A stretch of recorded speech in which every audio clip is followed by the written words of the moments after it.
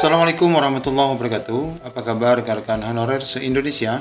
Pada video kali ini kami akan membagikan informasi yang baru saja di-launching oleh BKN terkait pendaftaran CASN, baik itu yang CPNS maupun yang P3K, yang baru saja di-launching melalui kanal YouTube BKN. Baik, di sini kami akan menyampaikan informasi yang tadi sempat disampaikan berkaitan dengan jadwal-jadwal yang sudah dirilis oleh BKN. Mari kita lihat sama-sama. Sehubungan dengan jadwal pelaksanaan seleksi penerimaan CPNS dan P3K non-guru tahun 2021. Tentunya sebagaimana disampaikan bahwa P3K guru juga akan mengacu pada edaran ini.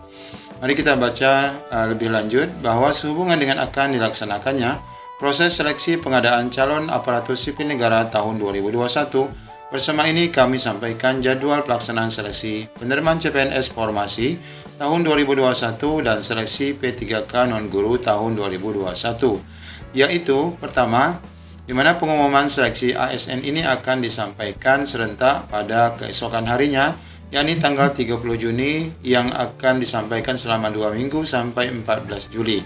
Baik rekan-rekan sekalian, sebagaimana kita saksikan tadi bahwa pada tanggal 29 Juni 2021 ini tadi setelah di-launching secara resmi dari BKN tentang dibukanya seleksi P3K tahun 2021 dan CPNS tentunya yang sempat tertunda 1 bulan yang lalu. Oke, oleh karena itu masa pengumuman yang diberikan oleh BKN cukup lama, yakni selama 2 minggu.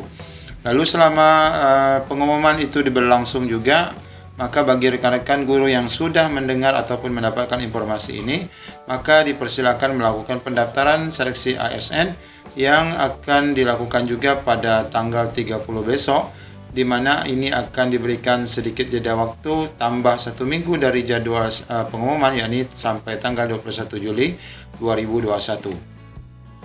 Kemudian setelah berlangsung selesai, maka akan ada pengumuman hasil seleksi yang tentunya ini adalah seleksi administrasi yang akan dilakukan selama lebih kurang 2 hari saja, yakni pada tanggal 28 dan 29 Juli di akhir bulan. Kemudian ada masa sanggah yang masih diberikan, ya kalau mungkin rekan-rekan honorer mungkin mengunggah berkas yang keliru yang masih bisa diakomodir untuk disanggah, maka masih diberi waktu selama lebih kurang 3 hari, yakni tanggal 30 Juli sampai dengan 1 Agustus.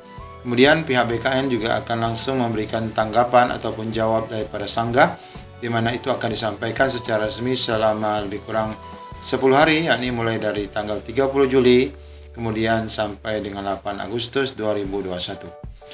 Kemudian pengumuman pasca sanggah resminya akan disampaikan secara utuh pada tanggal 9 Agustus keesokan harinya.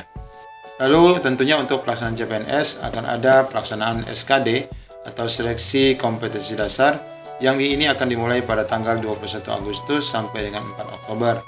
Lalu pelaksanaan seleksi kompetensi P3K non-guru setelah pelaksanaan SKD selesai di masing-masing titik.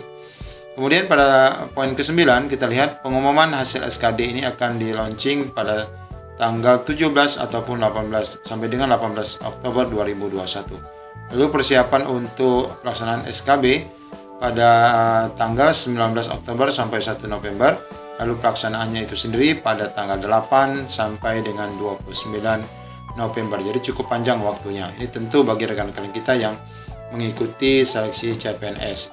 Kemudian kita lihat lebih lanjut, penyampaian hasil integrasi dari SKD dan SKB serta seleksi P3K non-guru itu akan dilakukan pertengahan bulan Desember, yakni 15 sampai 17 Desember. Pengumuman kelulusan akan dilakukan 18 sampai dengan 19 Desember. Masa sanggah untuk ini akan dilakukan 20 sampai 22. Kemudian jawab sanggah dari BKN 20 sampai 29. Pengumuman pasca sanggah secara resmi akan dilakukan di akhir tahun, yakni tanggal 30 sampai 31 Desember. Lalu pemberkasan sampai pemberian NIP akan dilakukan mulai dari Januari tahun 2022 sampai dengan pertengahan Februari. Lalu kita lihat informasi lanjutannya adalah mengingat pentingnya pelaksanaan seleksi tersebut agar jadwal ini dapat dipergunakan sebagai acuan dalam melaksanakan kegiatan penerimaan CPNS dan P3K non-guru tahun 2021. Jadwal seleksi P3K guru akan disampaikan secara terpisah oleh Kementerian Pendidikan Kebudayaan Riset dan Teknologi dengan mengacu pada surat ini. Nah, jadi surat edaran yang kita bacakan ini adalah surat pokok atau surat utama sebelum nantinya untuk khusus pengumuman daripada pelaksanaan seleksi P3K Guru ini akan dilakukan secara resmi atau dikeluarkan dari Kementerian Pendidikan dan Kebudayaan Ristek.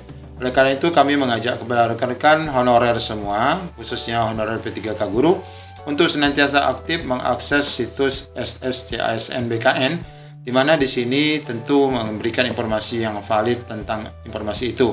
Kalau kita lihat di sini sebenarnya sudah lengkap ya informasi ataupun tautan yang ada di sini, namun sepertinya belum sepenuhnya dapat diakses secara full. Misalnya dalam pengumuman pelowongan ya, kita lihat di sini kebutuhan formasi CPNS, P3K Guru dan non-guru ini sudah mulai diumumkan sesuai tanggal yang tertera pada surat edaran. Nih, kalau kita klik di sini, maka hakikatnya belum dapat diakses. Oleh karena itu, barangkali besok sudah dapat diakses. Maka jangan sampai rekan-rekan guru terlewatkan.